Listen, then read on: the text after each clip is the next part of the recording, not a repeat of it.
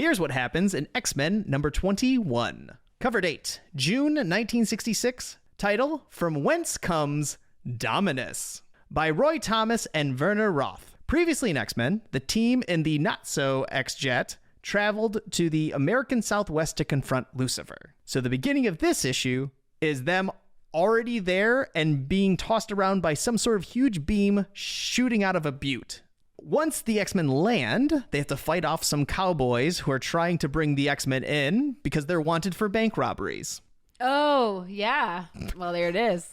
They send him a packing. It's like 2 pages of just fighting cowboys. The X-Men minus Professor X end up riding an ice raft down a river that leads into the butte. Okay. They get sucked down a whirlpool caused by Lucifer through technology. The X-Men all end up in a transparent box in like 2 separate ways. They get split, they have 2 little separate adventures, and they get back. And during the sequence, there's like a panel where Iceman looks suspiciously like the Silver Surfer. Wow. Which was created 3 months earlier.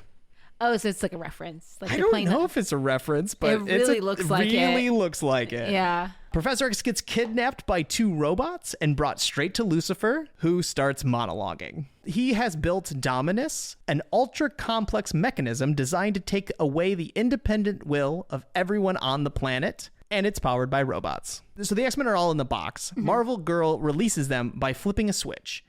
But Cyclops then takes out the robot guard, and the team makes their way to the center of Dominus, where Professor X and Lucifer are located.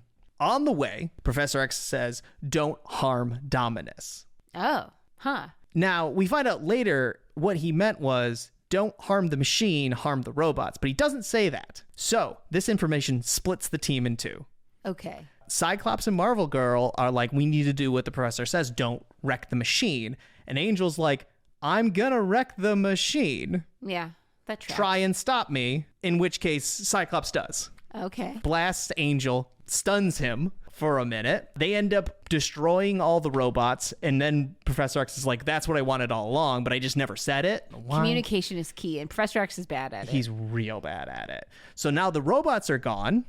This whatever signal they were outputting is gone. The Supreme One shows back up. And he goes, well, since Lucifer failed, he is now banished to a nameless dimension where time nor space exists. Ah. So he just gets whooshed up into the air.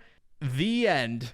I am waiting to see if we ever find out which dimension that is. I believe he does come back later. I didn't do too much research because, we'll frankly, see. if I see him, I see him.